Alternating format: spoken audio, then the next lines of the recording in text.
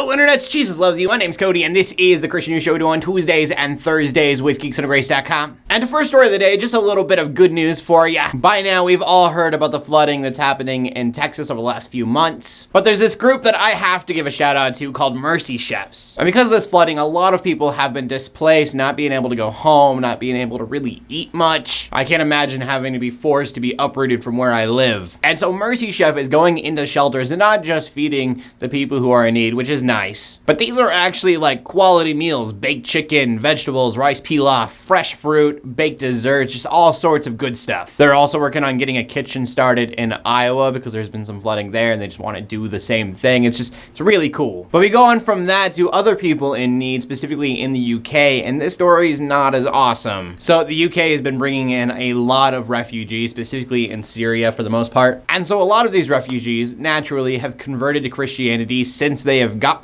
to the UK. But not all of them are being granted asylum, and what determines whether or not they can is their knowledge on the Bible. See, they're claiming to be Christians because they just became Christians not that long ago. But because they're so new at this, they're a little fuzzy on some Bible trivia, like what are the 10 Commandments? One of the questions is what color is the cover of the Bible, which I don't know. Like, which Bible are you referring to? And so it's just a messed up system. I mean, think if you became a Christian in Iran, there's not a lot of Bibles there. You're not learning from the Bible. You may not know how many books are in the Old Testament. On the flip side, if you are a terrorist and you want to get into the UK and get this asylum, it's not that hard for you as a terrorist to ask for a Bible because your terrorist organization has the resources to do so. Study it a little bit so you know the correct answers and then go in and do whatever you want to do. And so you have this incredibly flawed system, but the question remains, if it's not going to be this system, what system should there be? I mean, how else do you take this many people and separate the terrorists from the genuine Christians? I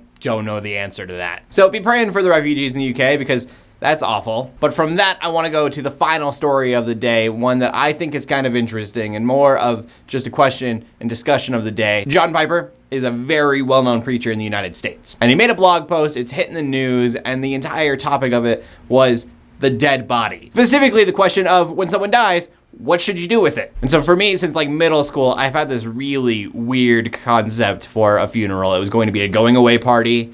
I wanted to be late for my own funeral because I thought that would be fun. And I wanted to be buried with $1 just so I could say, hi, I brought money with me. But John Piper's got me questioning some stuff because his post, he says that not only should you be giving your body up for science when you're done with it, but also, as a Christian, you might be obligated to do so. I mean, when you think about it, we as Christians, we are trying to make this world the best place that it can be. We are trying to bring heaven on earth. Now, if you've read the book of Revelation, you know that that's not actually going to happen until God snaps his finger and makes it happen. But while we're on this earth, that's what we're trying to do. We're trying to make it a better place. And so if there is a way for you to do so, even after you're gone, then shouldn't you? I think it's really interesting. There's also a bit about cremation. I didn't really read into that part all that much. He says that cremation is unbiblical.